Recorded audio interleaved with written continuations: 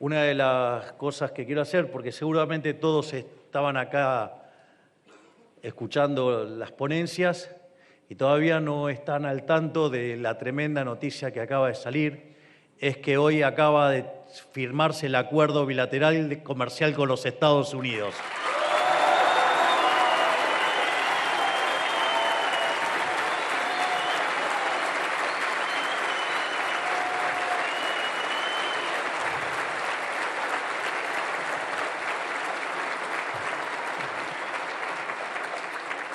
Así es que, como verán, estamos fuertemente comprometidos en hacer grande la Argentina nuevamente. Hace unos días, la Casa Blanca anunció el marco para un acuerdo comercial entre Estados Unidos y Argentina. El presidente Donald Trump y el presidente Javier Milei reafirman la alianza estratégica entre los Estados Unidos y la República Argentina, basada en valores democráticos compartidos y una visión común de libre empresa, iniciativa privada y mercados abiertos, anuncia el comunicado oficial publicado en la web de la Embajada Gringa en Argentina. El marco conceptual de la alianza estratégica se traduce luego en medidas concretas. Las repasamos en un editorial de Diario Red. Argentina concede acceso preferencial a exportaciones estadounidenses en sectores donde históricamente produjo y exportó: químicos, maquinaria, dispositivos médicos, automóviles, productos agrícolas y ganaderos, mientras que la contraparte apenas elimina algunos aranceles a recursos naturales que de todos modos necesitaba comprar. Y es, por supuesto, Estados Unidos quien decide cuándo y cómo se implementa cada segmento del acuerdo. Es decir, no es simplemente un acuerdo de comercio asimétrico, es un acuerdo directamente patético, una entrega más bien. Trump establece obligaciones para Argentina y un suelo de beneficios en favor de la Casa Blanca y Milei las acepta. No es ni tercera posición, ni nacionalismo conservador, ni integración regional, ni hispanismo. Nada de nada, es una sumisión penosa, explícita y entreguista, vocación de colonia en última instancia. Y se realiza además en nombre de valores abstractos: libertad, mercados abiertos, palabras que sirven para ocultar el objetivo real: facilitar negocios privados y suprimir márgenes de acción política para garantizar intereses foráneos en el Cono Sur. Y por si fuera poco, en la página de la Casa Blanca aparece el mismo anuncio para Ecuador, Guatemala y El Salvador.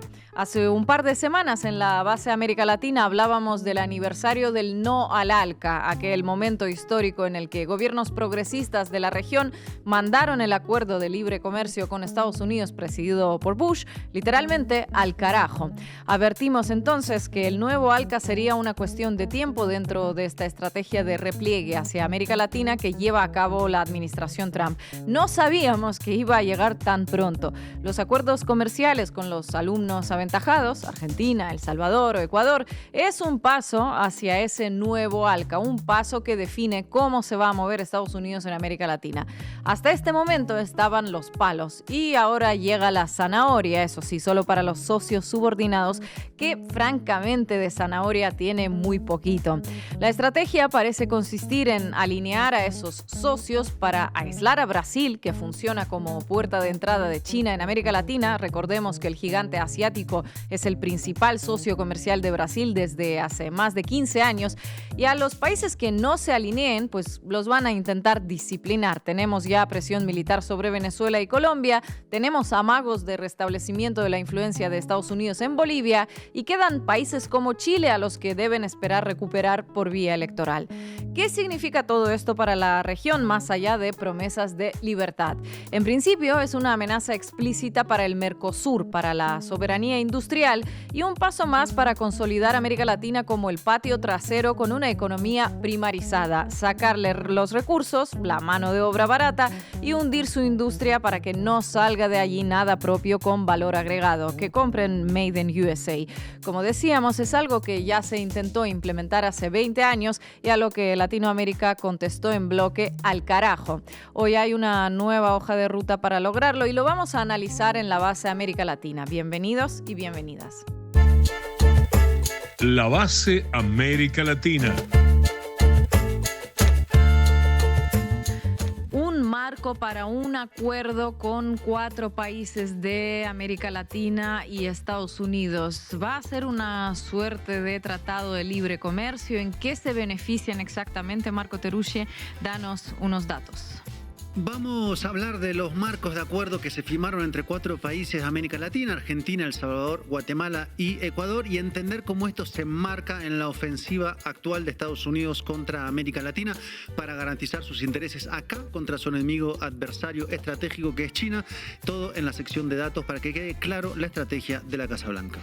Estefanía, he oído que algunos grandes medios estadounidenses ya están hablando de la doctrina Don Roe. ¿Cómo la enmarcan y qué cuentan? Primero, ¿de dónde viene esta doctrina? ¿Cuándo fue la primera vez que escuchamos hablar sobre esto? ¿Y por qué nos van repitiendo ciertas frases, ciertas palabras? Nos van contando una historia para que al final digamos, bueno, pues así es, así siempre ha sido, ni modo, hay que asumir que se viene esto para América Latina, aunque algunos medios decían hace rato que no le ponían atención a la región, así que hay que ponernos felices porque ahora sí nos están poniendo atención. Por ahí traigo una nota bastante divertida, así que a verlo en la sección. Y hoy desde Buenos Aires nos acompañará Juan Gabriel Tocatlián, académico, especialista en relaciones internacionales, vicerrector y profesor del Departamento de Ciencia Política y Estudios Internacionales de la Universidad Di Itela. Arrancamos, Juanma. Debí tirar más datos. Con Marco Teruggi. Existe a estas alturas del año un nuevo consenso en América Latina y el Caribe. Trump giró la mirada hacia este hemisferio. Le volvimos a importar a Estados Unidos mucho y de la peor manera. El diagnóstico puede verse en medios de comunicación, en analistas de geopolítica o en conversaciones de pasillo de las cancillerías. Y no es que tampoco sea demasiado difícil descubrirlo llegado ya a noviembre. Trump lo dejó en claro a lo largo de todo el 2025, en particular en estos últimos 3 meses que vamos a analizar. En realidad, ya existían señales desde antes. Un repaso, por ejemplo, por la revista estadounidense de Relaciones Internacionales Foreign Affairs de diciembre del año pasado, ya daba cuenta del diagnóstico dentro de algunos analistas en Estados Unidos sobre el descuido que existía sobre nuestra región. Y quien dice descuido, dice pedido de volver a prestar atención. Y es justamente lo que hizo Trump desde su regreso a la Casa Blanca en una política que parece ir más allá solamente de su mirada como administración y de los encargados de relaciones exteriores. Pero no nos adelantemos todavía a eso. Estimada Ina, ¿cuándo llegaste a la conclusión de que ese giro en Estados Unidos estaba ocurriendo hacia América Latina? Lo primero, sin dudas, fue el nombramiento de Marco Rubio como secretario de Estado, el primer hispanoamericano en tener ese cargo. Designar a un político cuya área principal de conocimiento es América Latina al frente de las relaciones exteriores fue una señal bastante clara.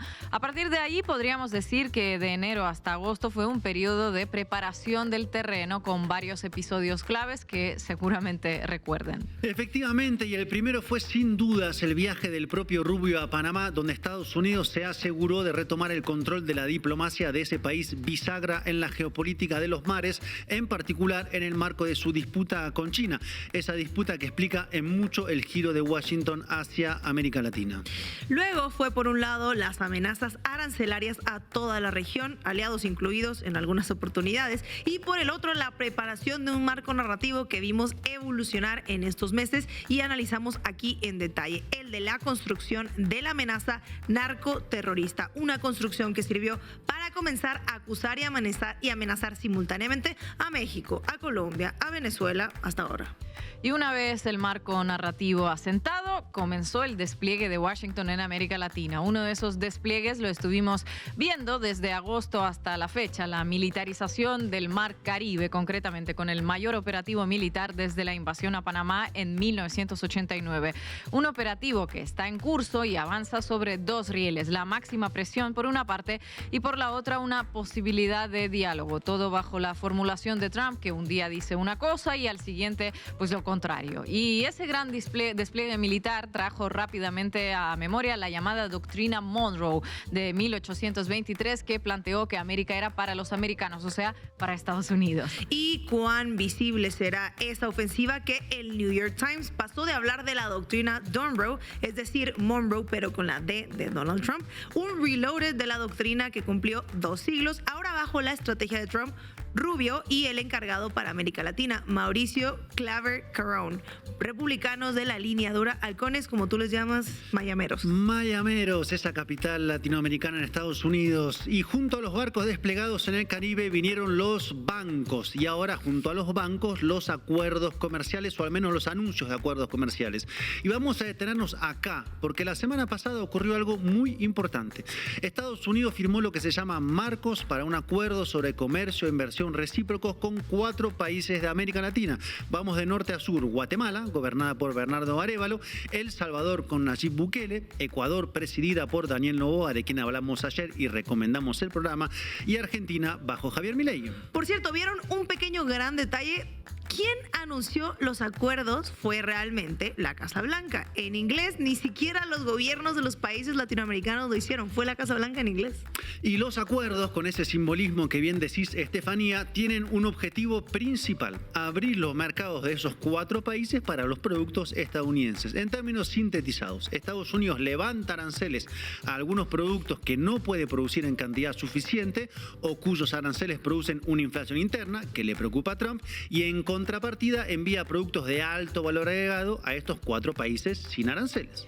Y claro, Estados Unidos lo presenta con loguitos bonitos de países que se dan la mano, pero lo cierto es que estos acuerdos traen varias consecuencias negativas, en particular para Argentina, que es el país más industrializado de los 4, porque implica que entrarán productos industriales estadounidenses sin aranceles, con el alto riesgo o seguridad que daña a la industria local por no poder competir de igual a igual.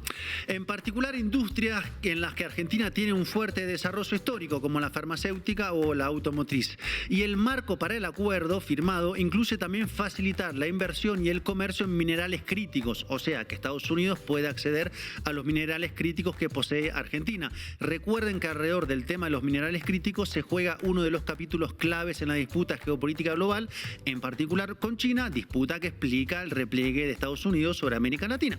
Y el marco para el acuerdo hasta plantea que Argentina abra su mercado al ganado estadounidense. Vaquitas gringas en Argentina, la verdad que lo que nos faltaba. De todas maneras, el margen de negociación de Milei era poco, en vista de que tuvo un salvataje de 20 mil millones de dólares de Trump en el mes de septiembre, lo contamos aquí, que de hecho le permitió ganar las elecciones de medio término. Eso sí, siempre y cuando Milei efectivamente haya querido negociar en pos del interés nacional argentino. Y con estos marcos de acuerdo con 4 gobiernos de la región comienza a dibujarse un nuevo mapa de libre comercio en América Latina, con países que a partir de ahora pasan a ser dependientes de la órbita económica y en consecuencia también diplomática de Estados Unidos. Aquel viejo sueño de Estados Unidos de un área de libre comercio para todo el hemisferio que fue derrotada en 2005 en Mar del Plata, pues vuelve ahora de manera fragmentada. Y a diferencia de ese 2005, donde Estados Unidos no tenía todavía un gran competidor en la región, aunque sí asomaba en el horizonte, en este caso el objetivo de Estados Unidos es desplazar a China. Sigamos con el caso argentino, que es muy gráfico. Argentina se había incorporado al acuerdo Franja de Ruta de la Seda que impulsa China en el 2022 y luego en el 2023 había comenzado su proceso de adhesión a los BRICS, el bloque de países del sur global liderados por China, Rusia, Sudáfrica o Brasil en el caso de América Latina. 2 años después, solo 2 años después, Argentina se retiró de los BRICS. El ingreso a la Franja de Ruta quedó en el olvido y el gobierno acaba de firmar un acuerdo con Estados Unidos para abrirle las puertas a sus productos industriales, lo que se llama sacar a un país de una dirección geopolítica determinada para forzarlo a realinearse a golpe de préstamos, amenazas y una inmensa voluntad de alineamiento de un presidente como es Milei, que vemos acá bailar YMCA en los Estados Unidos. Es lo que hay en este momento. Lo siento. Esta disputa entre las 2 grandes potencias es medular y el temor al avance de China, que se expresa centralmente en el comercio y en proyectos de infraestructura en nuestra región, explica la agresividad con la que está en marcha este despliegue. Dicho de otra manera, bastante sencilla. Estados Unidos ve que tiene algo que recuperar, que perdió o al menos que le están disputando en lo que concibe desde hace 200 años como una zona de exclusividad. Y para dar un dato más, esto es con datos, China es clave para las exportaciones latinoamericanas de productos extractivos y agrícolas, y el comercio entre ambos continentes alcanzó 518.470 millones de dólares en 2024, el año pasado 6% más que en el 23, o sea, crece. China demanda algo clave a la región que Estados Unidos no, en particular en materia agrícola, y China le compite a Estados Unidos en ventas en América Latina como en la de los vehículos eléctricos, que crecieron un 55% según datos de la aduana de China, hasta alcanzar un total de 4.200 millones de dólares. Estados Unidos, ante esta situación, está contraatacando con préstamos y muchas, pero muchas amenazas. Y vayamos ordenando entonces cómo está avanzando la doctrina Monroe en el continente con los barcos y los bancos, y formemos el mapa de fuerzas visto desde Washington. Tenemos por una parte una serie de países incorporados al área de dominio de Estados Unidos, algunos por presión, necesidad o convicción, en una liga que se alarga e incluye, solo para dar algunos ejemplos, a El Salvador, Guatemala, Panamá, República Dominicana, Ecuador, Bolivia, Paraguay, Argentina y tal vez Chile a final de año. Tenemos por otro lado a países que están bajo la mira y la presión de Estados Unidos con barcos y amenazas, que son particularmente dos: Venezuela y Colombia. En el caso de Colombia, con el horizonte de elecciones presidenciales en el 2026, y en el caso de Venezuela, bajo una gran pregunta desde hace ya 3 meses: si Trump dará luz verde para alguna acción militar o finalmente va a negociar como pide Caracas. Y finalmente están los grandes países que logran soportar la presión y abrir junto con eso vías de diálogo. Los dos casos paradigmáticos son justamente las dos primeras economías latinoamericanas, como son Brasil y México. En cada caso desde una posición diferente, claro.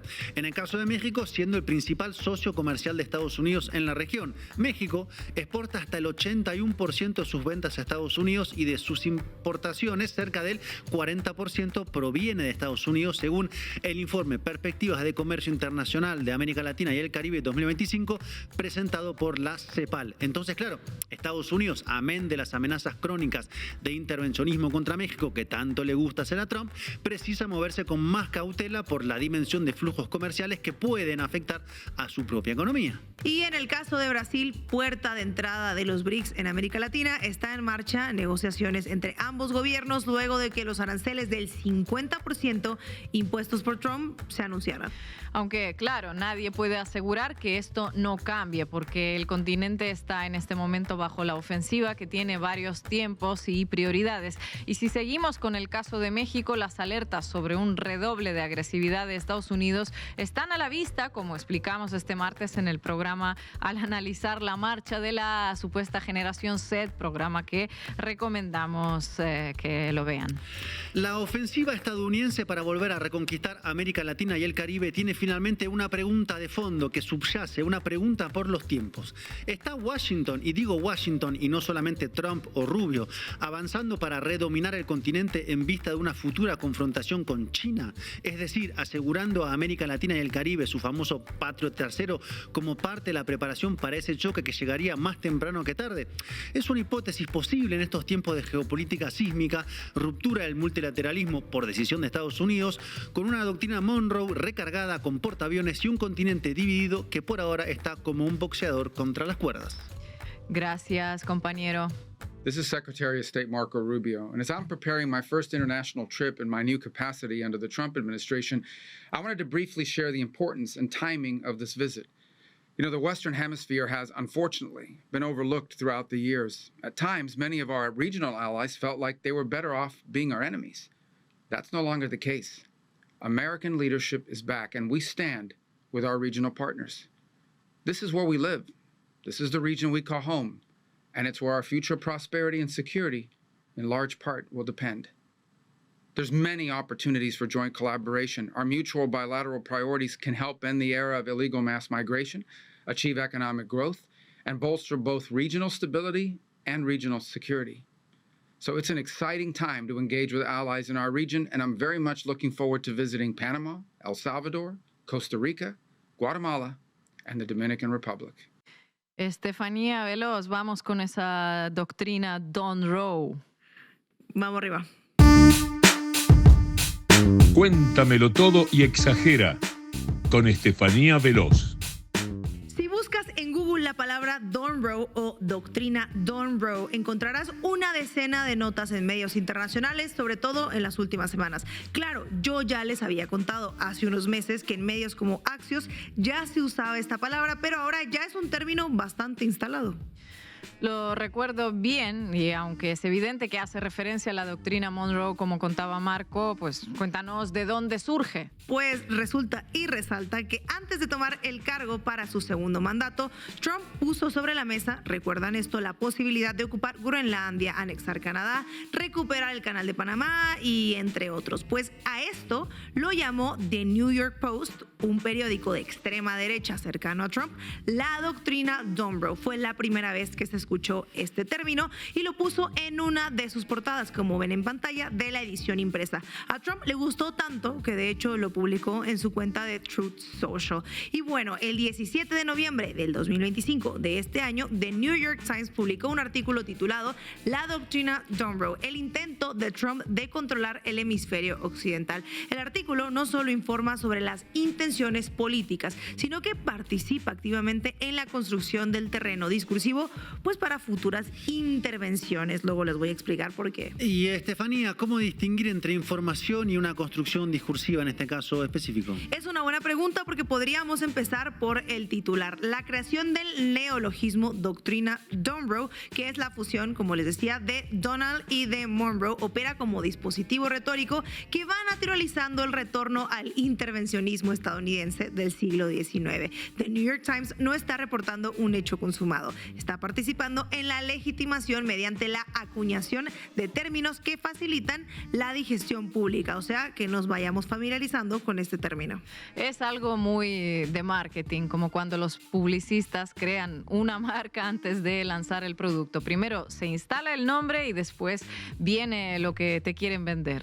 Y el artículo dice, en una señal de impacto de Trump, el principal foro diplomático del hemisferio, la Cumbre de las Américas, fue cancelada abruptamente este mes por primera vez en sus 31 años de historia. Los organizadores citaron profundas divisiones que actualmente obstaculizan el diálogo productivo. Pero esta cancelación, como lo explicamos de hecho en un programa, no es el impacto de Trump. Tiene que ver con los países, en el caso de la cumbre, bueno, con la República Dominicana bajo el auspicio de un presidente, el presidente conservador de ese país, Luis Abinader, que le hace el caldo gordo a Estados Unidos, excluyendo a países como Cuba, como Nicaragua y como Venezuela. Eso fue lo que pasó. Entonces, si bien una interpretación puede ser que eso es una demostración más de la fuerza de Trump y su dinamitación del multilateralismo, también debería agregar la nota que la cancelación fue, dicho por algunos mandatarios, por la solidaridad de Colombia y México de no asistir a una cumbre que excluía países de América Latina, porque si no, puesto sin esa posible interpretación o nota al pie, si se quiere, esta vez se hace ver como que Trump es el gran ganador de esta cancelación, otorgándole tal vez más poder del que tiene todavía sobre la región. Exactamente, Marco, le da todo el poder a Trump y esta operación se replica simultáneamente en múltiples medios. La Tercera de Chile publica Estados Unidos y el regreso de la doctrina Monroe, los focos de la ofensiva en América Latina. La entradilla de la nota, como ven en pantalla, dice: Washington ha vuelto a prestar atención al hemisferio occidental, aunque no de la manera que se esperaba. ¿Quién esperaba que pusieran atención y de qué manera? ¿Los pueblos latinoamericanos acaso estaban esperando atención de Washington? Con las experiencias anteriores, la verdad que lo dudo. Y déjame hacer un paréntesis porque esto me recuerda a un artículo de Financial Times publicado hoy que se titula América Latina, una región largamente descuidada mientras Washington se centraba en la guerra contra el terrorismo en Oriente Medio y la competencia entre superpotencias en Asia. Ay, solo le faltó decir al periódico que Washington, por andar invadiendo otros países más lejanos, pues descuidó su patio trasero. Eso de largamente descuidado, ¿será desde las dictaduras militares en América Latina hasta la fecha o cómo? Pero no se preocupen, como dice La Tercera, ya nos volveremos a ver. También, justo mencionando la nota de La Tercera, ahí se leía algo interesante porque añade un elemento un poco novedoso, la llamada doctrina Monroe 2.0 o doctrina Don Roe. Para hay que llamarle intervencionismo. Si Monroe 2.0 suena mucho más moderno, es como un producto, uno que incluye bombardeos a supuestas narcolanchas, presión sobre líderes latinoamericanos y aranceles hechos a medida para cada país. La tercera lo llama la doctrina que está por escribirse. ¿Está por escribirse? Bueno, qué formulación más curiosa, porque esto revela exactamente el rol activo de los medios en esta construcción que está por escribirse. Si lo vemos así, uno puede decir que en realidad no esperan a que ocurran los hechos para reportarlos, sino que están participando, construyendo la configuración para la preparación del terreno discursivo. Háganse a la idea de que esto está llegando. Y mientras tanto, La Nación de Argentina publica de la ayuda argentina a la amenaza a Venezuela. ¿Qué gana Trump con su injerencia en América? Donde el término injerencia es particularmente significativo. Esta nota, escrita por Jack Nicas en The Wall Street Journal Americas, es el mismo que escribió el artículo, por cierto, del New York Times, que acabo de leer y que en este está escrito, pero un poco diferente, y de hecho el titular es otro, el que publica La Nación. Este artículo se repitió en muchos medios, en Argentina, por cierto.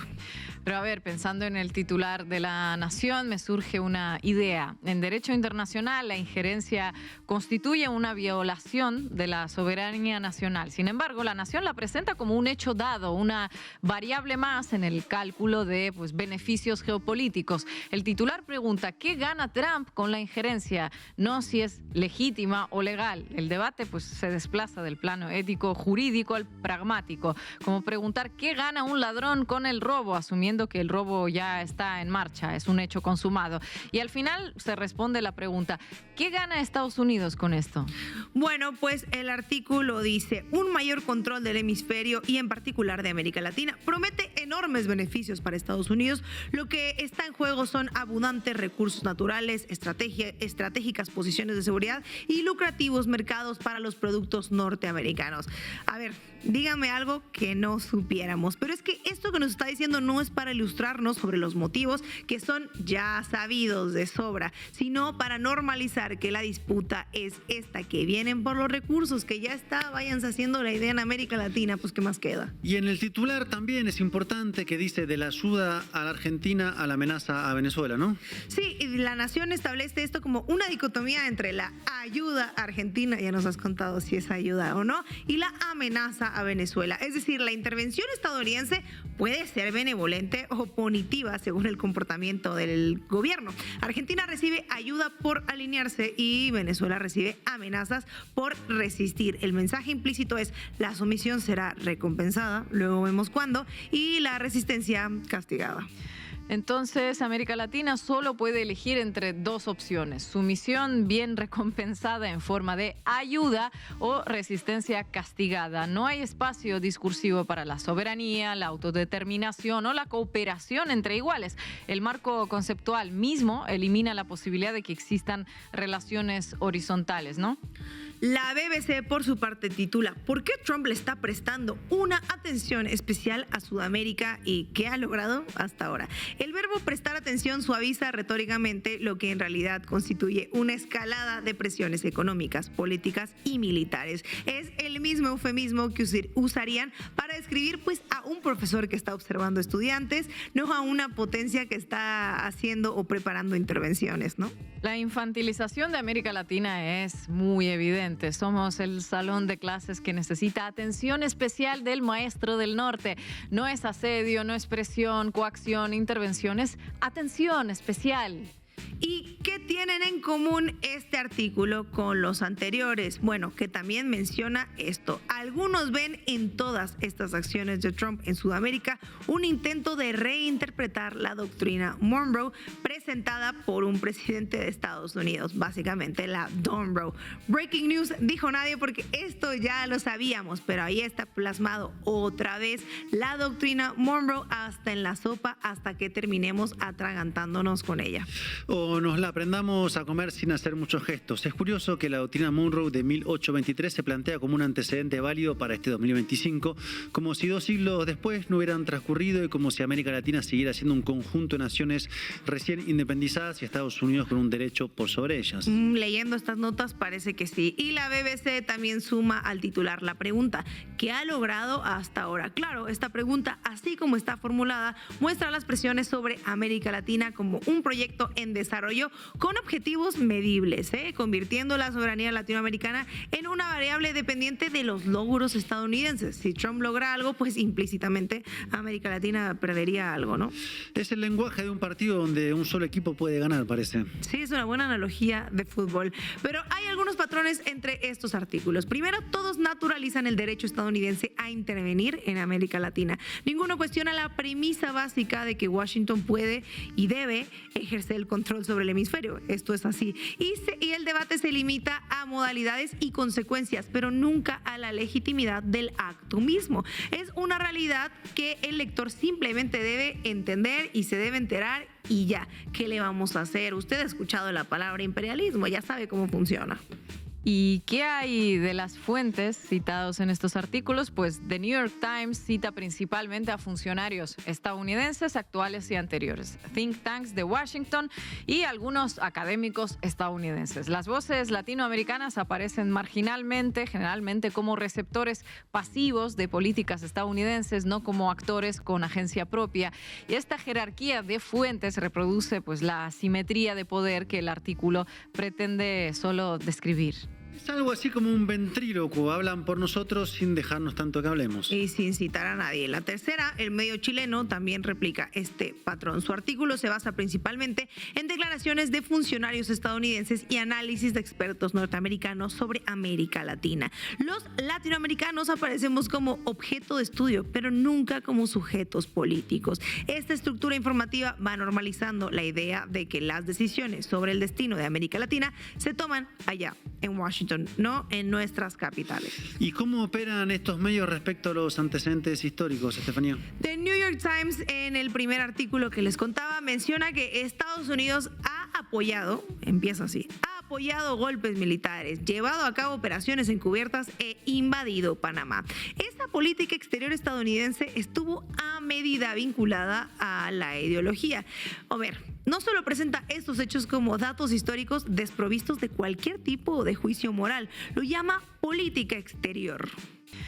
Ah, claro, no es que los Estados Unidos violen el derecho internacional y la soberanía de los países incurriendo en delitos, es que simplemente esa es su política internacional, dice el artículo.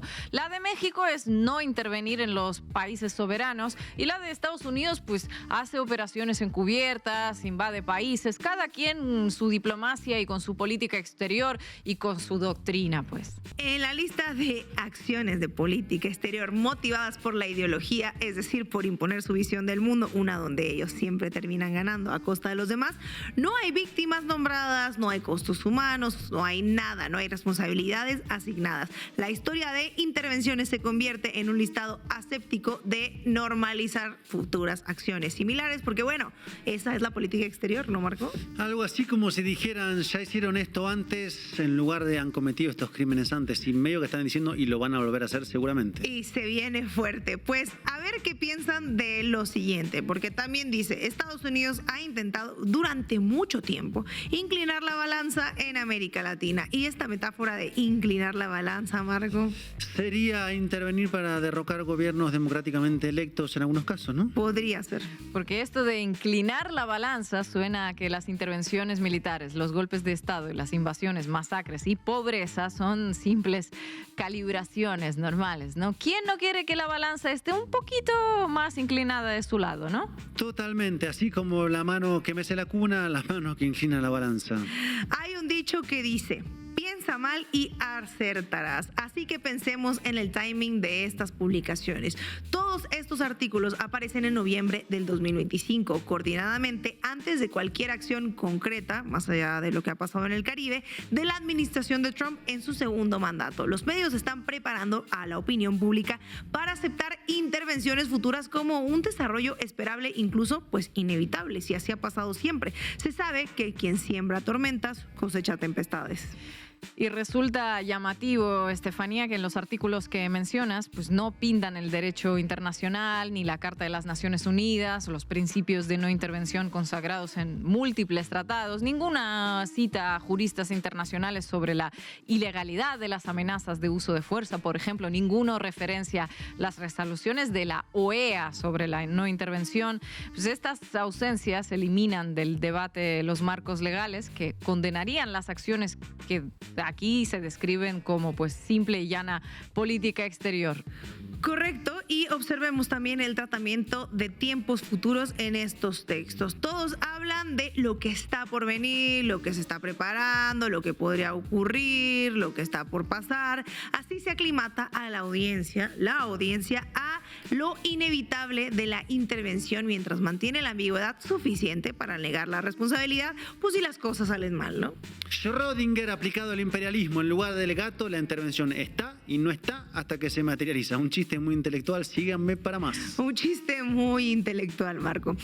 Entonces, al reproducir acríticamente los marcos conceptuales estadounidenses, estos medios funcionan como amplificadores de esta doctrina Monroe 2.0 o Monroe, que requiere que la repetición exista para instalarse en el imaginario colectivo como un concepto válido y por lo tanto real y por lo tanto entre nosotros. Muchas gracias, compañera. Venezuela. How about we're buying oil from Venezuela? When I left, Venezuela was ready to collapse. We would have taken it over. We would have gotten all that oil. It would have been right next door. But now we're buying oil from Venezuela, so we're making a dictator very rich. Can you believe this? Nobody can believe it. A buena entendedora, con Ina Afinogénova. La contracara de los tratados bilaterales con los que Estados Unidos pretende tener un acceso privilegiado al mercado interno de los países latinoamericanos es el acuerdo alcanzado por Brasil con China para la construcción de un corredor bioceánico de transporte multimodal. El acuerdo fue firmado en el mes de julio entre el Ministerio de Planeamiento de Brasil y la empresa china de ferrocarriles. En la actualidad se están realizando los estudios de factibilidad para la concreción del proyecto. Se trata de una iniciativa de construcción de infraestructura que por su volumen y por sus implicaciones adquiere una relevancia geoestratégica y promete modificar sustancialmente todo el entramado logístico de Sudamérica. Durante la firma del acuerdo, la ministra de Planeamiento, Simone Tebet, señaló que Brasil tiene una deuda histórica. Somos, dijo, el único de los países grandes en extensión territorial que no está atravesado por vías ferroviarias. Y si vemos el mapa de Brasil, la deuda salta a la vista. La única región que tiene un entramado más intenso es el sur y la costa atlántica. El norte cuenta con pocas conexiones ferroviarias, mientras que en el centro y el oeste del país la ausencia de vías es total. El proyecto para un corredor bioceánico se propone unir las vías existentes en la costa atlántica con el centro y el oeste del país para llegar hasta el puerto de Chancay, en Perú. Los estados de Brasil en los que se desarrollarán las obras son Mato Grosso, Rondônia y Acre. Las exportaciones de Brasil a China tienen tres protagonistas principales: soja, mineral de hierro y petróleo. Tres materias primas muy voluminosas. El estado que cultiva y exporta mayor volumen de soja es el Mato Grosso, que se convertiría en el nodo logístico de esta nueva red. El trazado comenzará en la localidad de Lucas do Rio Verde, ubicada en el corazón de Sudamérica. Mato Grosso es un estado donde predomina la actividad agropecuaria. Actualmente la soja producida allí debe pegar un largo rodeo para ser embarcada en puertos del Océano Atlántico. Cuando el corredor bioceánico esté en funcionamiento, la soja podrá viajar directo hasta la costa de Perú y ser embarcada en el Pacífico. Esta ruta alternativa bajará los costos logísticos y reducirá en 15 días el tiempo que lleva su traslado desde el lugar de origen hasta China. El secretario nacional de Transporte Ferroviario de Brasil, Leonardo Ribeiro, señaló que toda la carga producida en el centro del país será transportada por esta infraestructura hasta Chancay, en Perú. Además de bajar costos operativos, va a reducir el tránsito de camiones y la emisión de dióxido de carbono, que viene bastante bien, seamos sinceros. En la actualidad, el 90% de las exportaciones de Brasil salen por los puertos ubicados en el Atlántico, a pesar de que su principal destino son los países asiáticos. El corazón del continente es la parte menos desarrollada y la que cuenta con menos infraestructuras. Como herencia del pasado colonial y de las relaciones económicas dependientes que que se extienden. Hasta el día de hoy, las zonas más desarrolladas en Sudamérica son los enclaves ubicados en las costas. Una situación similar se replica en África. Las potencias desarrollaron en las colonias las infraestructuras que le permiten extraer materias primas, pero no hay integración entre las distintas regiones del propio continente. La intensidad de la vinculación económica entre Brasil y China es para no creerse. Actualmente, el intercambio comercial entre los dos países supera los 180.000 millones de dólares. Brasil es ampliamente superavitario en la relación. El lugar que ocupa China en el comercio exterior de Brasil más que duplica a la que ocupa Estados Unidos, o sea, el doble. ¿Y quién se lo hubiera imaginado hace apenas 20 años atrás? Esta situación no es exclusiva de Brasil. Algo parecido ocurre con los países de Sudamérica que tienen costa al Océano Pacífico, en particular Chile y Perú. En los dos casos, las exportaciones de estos países a China ya duplican a las que están destinadas a Estados Unidos. Parece que no va a ser nada fácil eso de expulsar la presencia de China de América Latina. Por el contrario, el megapuerto peruano de Chancay, construido por China, ya cumplió su primer año en operaciones y en ese lapso recibió a 289 buques que movieron 270.000 contenedores. El proyecto del corredor ferroviario bioceánico fue concebido en el 2013, pero luego del derrocamiento de Dilma Rousseff quedó congelado durante las presidencias de Michel Temer y Jair Bolsonaro. Ahora vuelve a ver la luz en el marco de un nuevo dinamismo que tienen las relaciones entre Brasil y China, evidentemente desde la vuelta de Lula a la presidencia. El nuevo trazado ferroviario alcanzará los 3.755 kilómetros. La inversión estimada ronda los 20.000 millones de dólares y China aportará el financiamiento. Mientras Estados Unidos promueve acuerdos con condiciones leoninas y beneficios que van en una sola dirección hacia Estados Unidos, Pekín financia obras de infraestructura que generan trabajo local y mejora la logística de zonas poco comunicadas. Además de Brasil y de Perú, países que toca de manera directa, pues también podrían verse beneficiados Bolivia y Paraguay, dos países sin salida al mar, facilitando el acceso de sus exportaciones al Pacífico.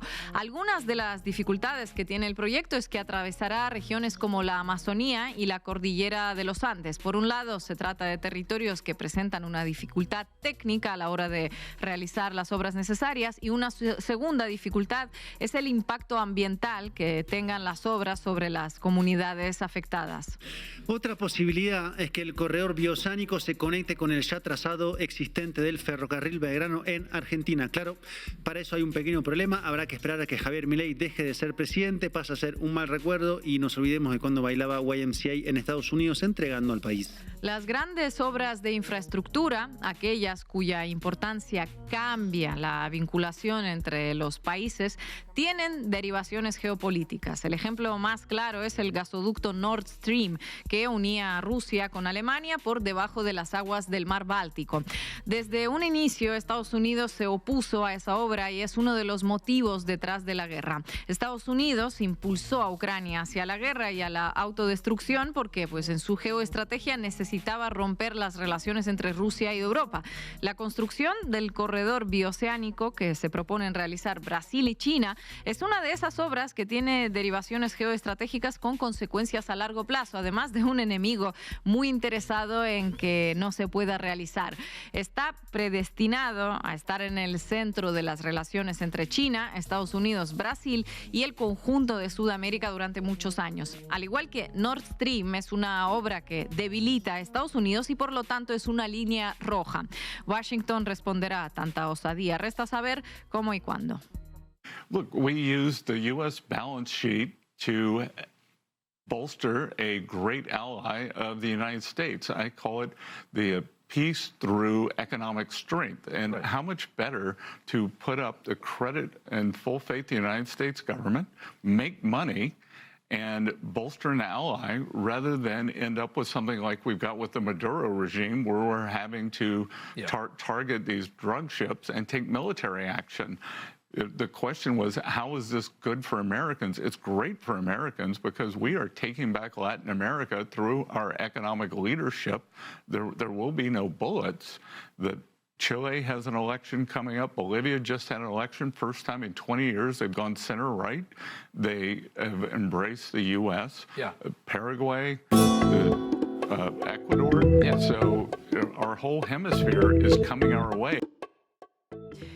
Y hoy en la mesa de análisis contamos con Juan Gabriel Tocatlián, académico, especialista en relaciones internacionales, vicerrector y profesor plenario del Departamento de Ciencia Política y Estudios Internacionales de la Universidad de Itela. Juan Gabriel, muchísimas gracias por estar en la base. Muy buenas tardes y gracias por la invitación.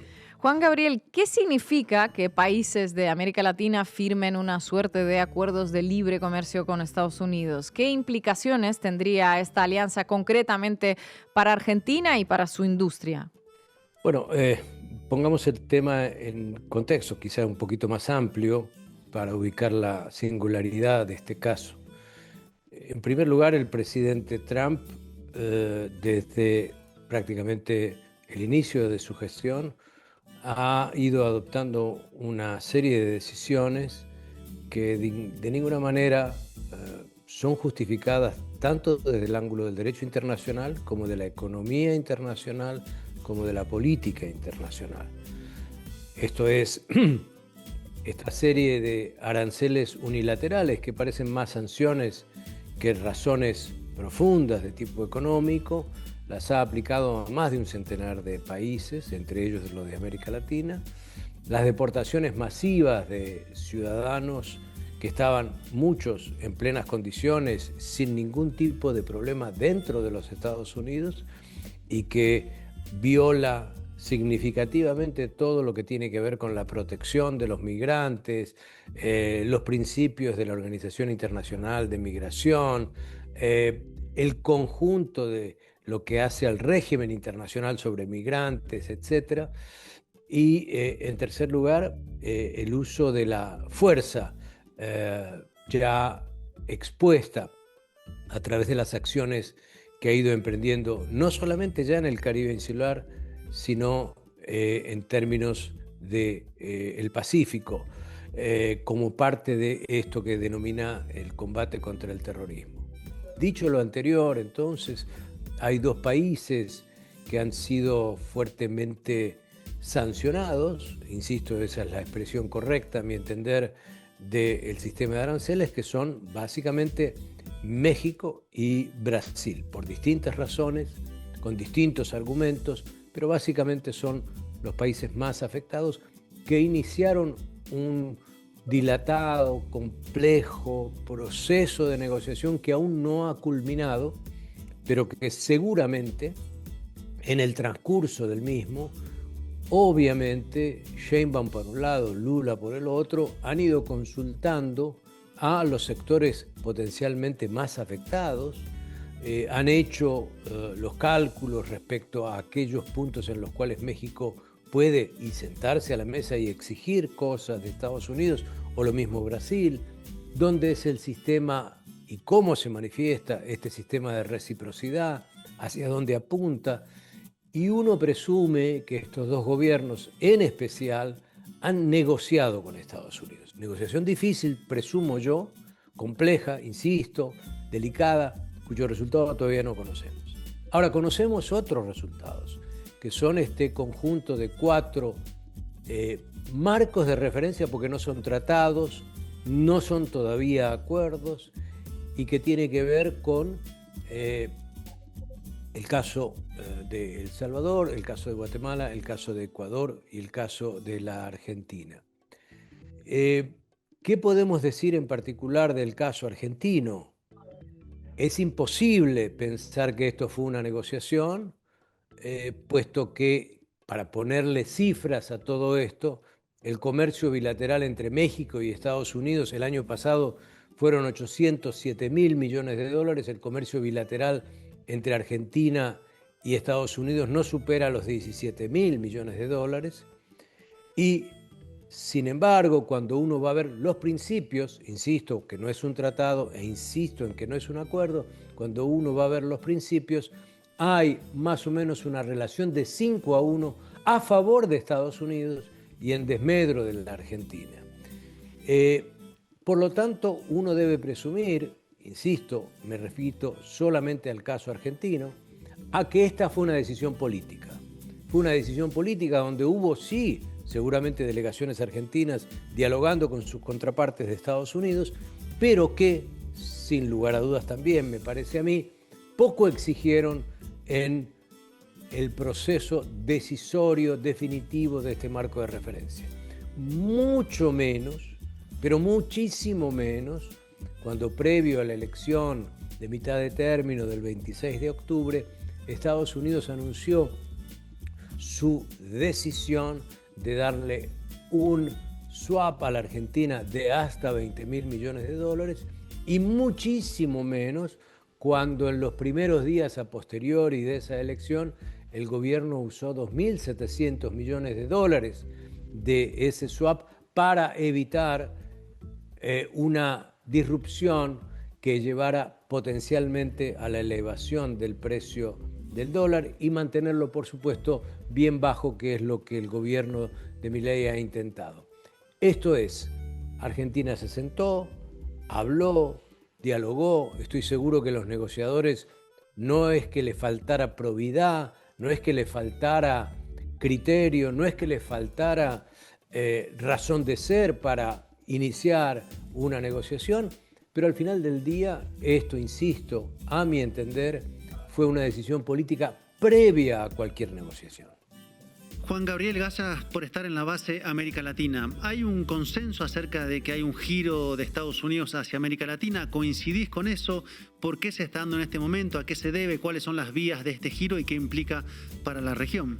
Bueno, yo empezaría por afirmar que América Latina nuevamente se va a convertir, si ya no lo es, en un laboratorio de control de parte de Estados Unidos.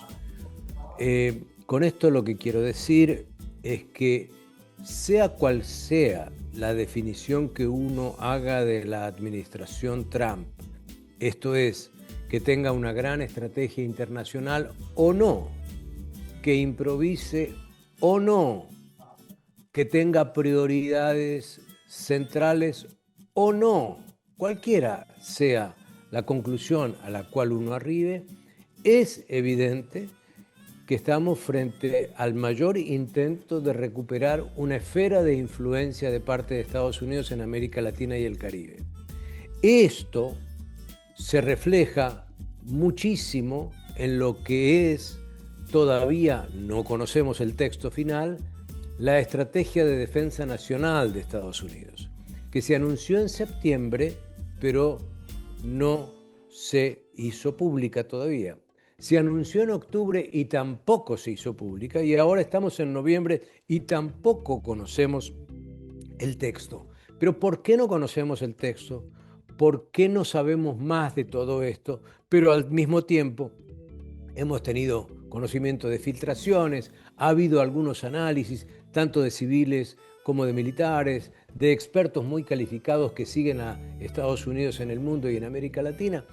Y lo esencial, al parecer, de esta estrategia de defensa nacional es que por primera vez en décadas coloca no solamente la seguridad nacional como una prioridad excluyente de Estados Unidos, lo cual es lógico, sino que involucra a todo el continente como parte de su seguridad nacional.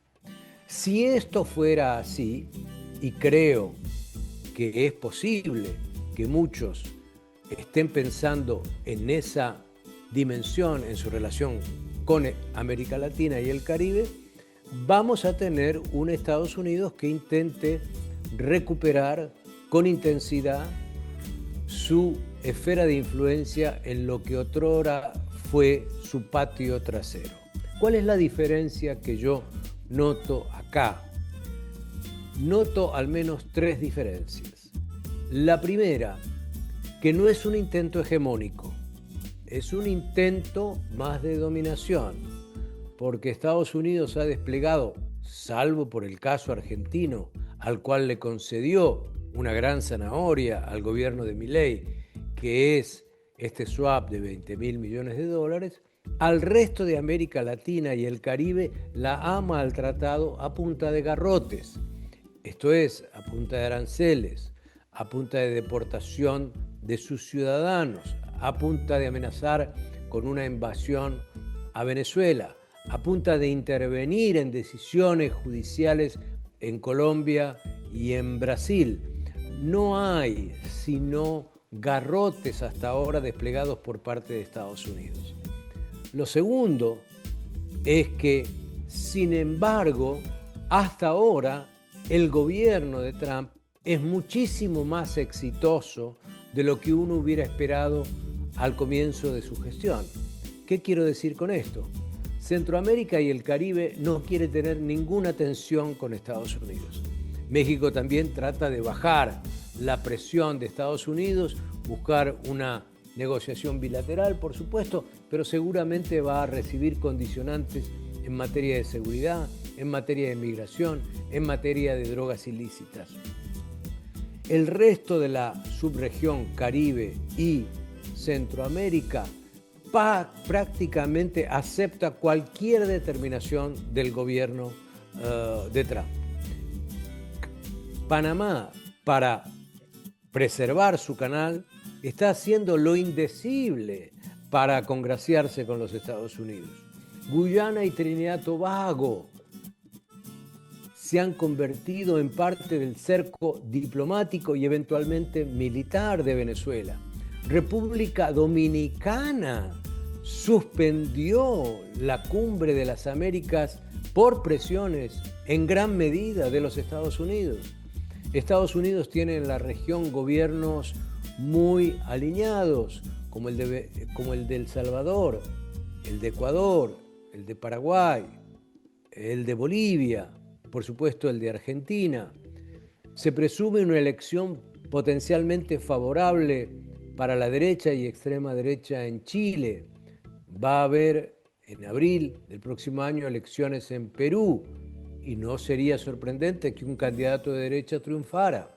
Va a haber elecciones en mayo en Colombia y la derecha colombiana se está mancomunando tratando de encontrar una figura que enfrente a quien represente el pacto histórico. Y en octubre va a haber la gran elección en Brasil, donde seguramente toda la derecha brasileña se va a unificar buscando vencer a Lula. ¿Qué quiero decir con todo esto? Quiero decir que si esto sucediere, esto es, ubicación masiva de gobiernos de derecha en Centroamérica, en Sudamérica, o gobiernos de centro que quieren no tener confrontaciones o distanciamientos con Estados Unidos, para la elección de medio término de Trump tendría a toda la región alineada. Esto es inédito en tiempos recientes si se piensa en aquello que se llamó la marea rosada de principios de siglo. Parece ser esta una marea distinta, una marea en la cual hay una suerte de posibilidad de que una internacional reaccionaria predomine en América Latina. Y lo último, todo esto tiene que ver con China, por supuesto, pero con una presentación de China casi demonizada, como un actor maligno, cuando las relaciones básicamente de China con toda América Latina y el Caribe han sido en términos diplomáticos y económicos.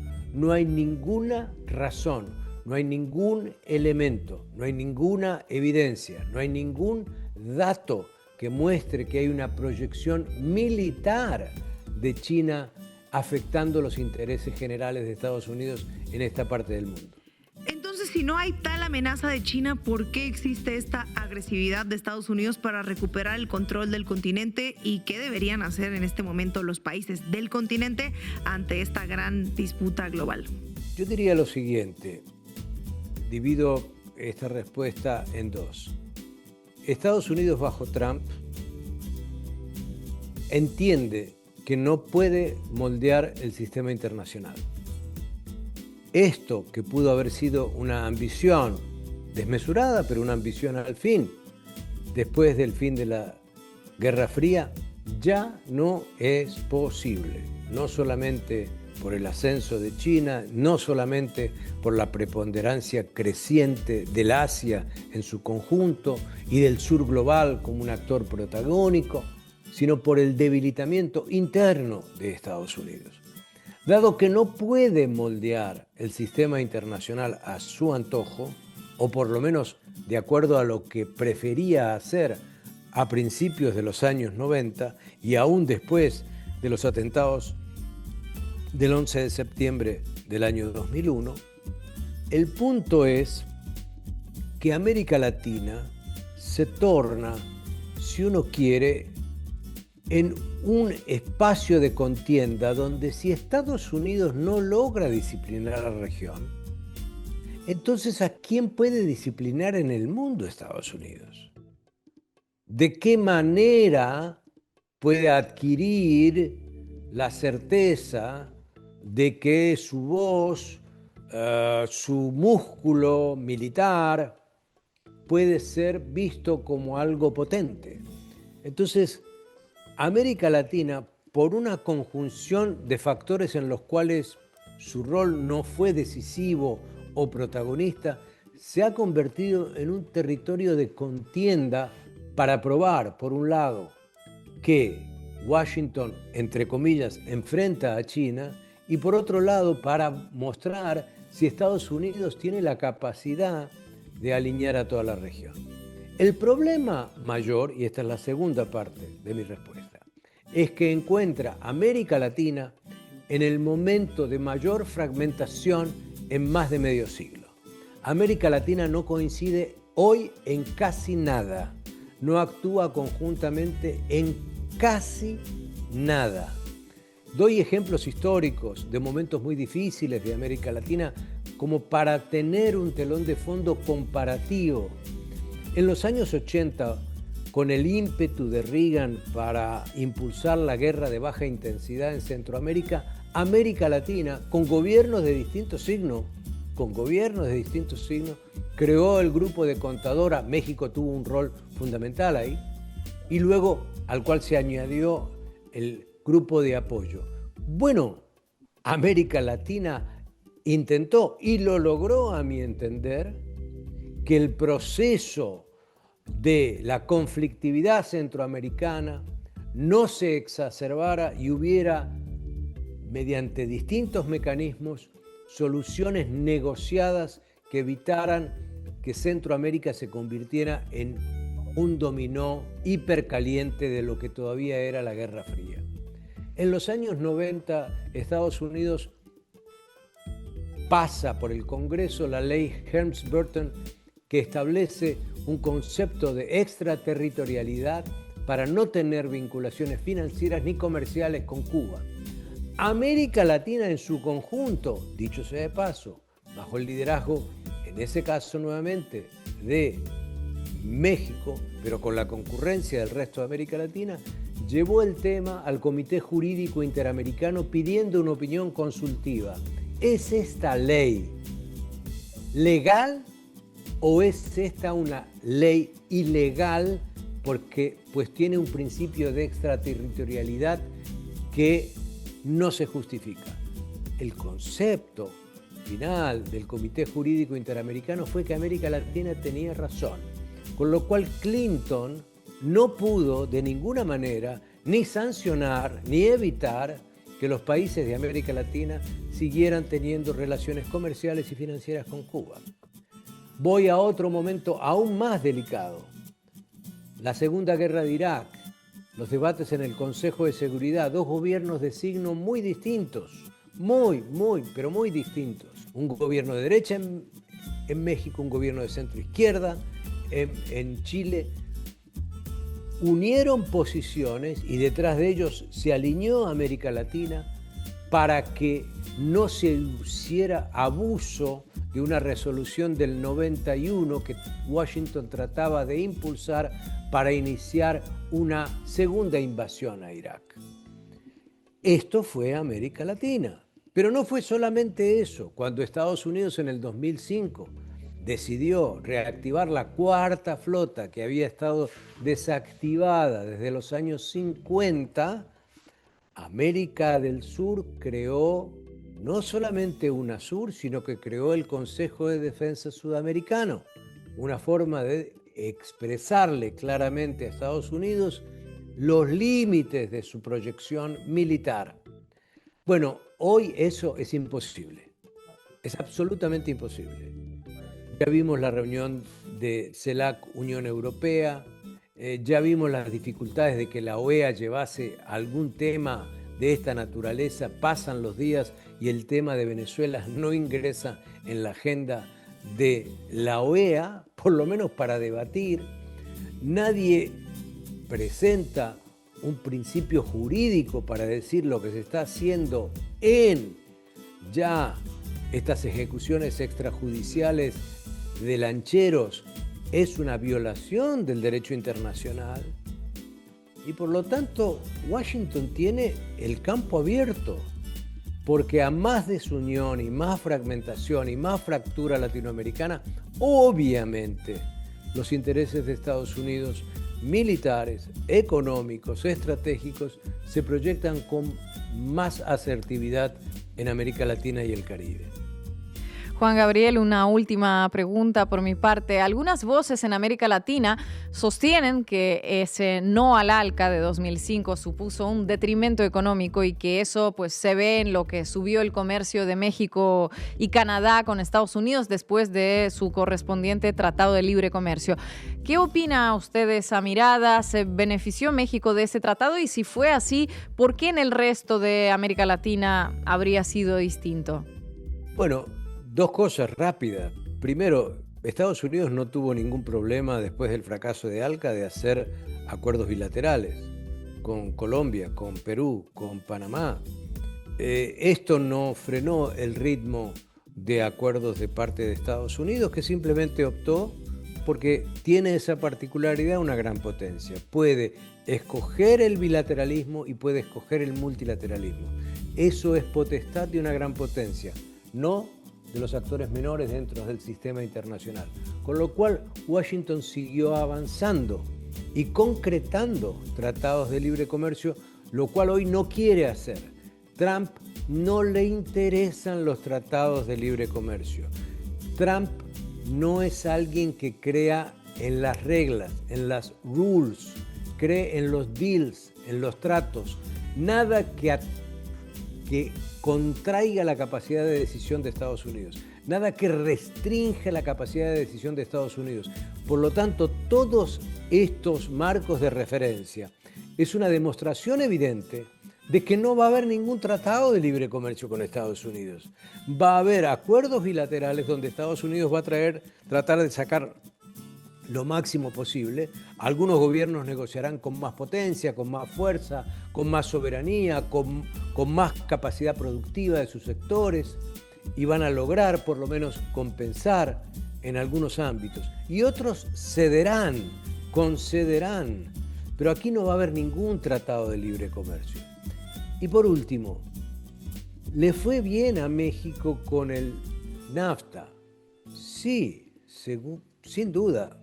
Incrementó su comercio con Estados Unidos, que ya era esencial para México. Ahora, a otro que le fue bien y nunca tuvo un tratado de libre comercio y multiplicó sus exportaciones a Estados Unidos en los últimos 20 años, fue a Brasil. Y no tiene ningún acuerdo de libre comercio Brasil con Estados Unidos. Los tratados de libre comercio son un medio, no pueden ser un fin en sí mismo. Aquí lo importante es que nuestras economías se han ido reprimarizando, desindustrializando, sin capacidad científica y tecnológica aplicada para tener la posibilidad de crear dinámicas de valor agregado en nuestras producciones. Ese es nuestro problema. Nada de eso, absolutamente nada de eso lo resuelve un tratado de libre comercio. Juan Gabriel, muchísimas gracias por su análisis. Gracias a ustedes por la invitación y lo mejor de los éxitos. Y llegamos al final del programa y encaramos el fin de semana. Vean los programas que hemos hecho en la semana. Tienen sábado, domingo, viernes. Y no se olviden también de suscribirse al canal La Base América Latina en YouTube. Y si quieren apoyar nuestro trabajo, lo pueden hacer escaneando el QR que le dejamos en pantalla y haciéndose socias y socios de Canal Red. También les vamos a dejar el QR que les va a llevar directamente a nuestra lista de reproducción en Spotify, que algunos nos prefieren escuchar. Nos vemos aquí el lunes.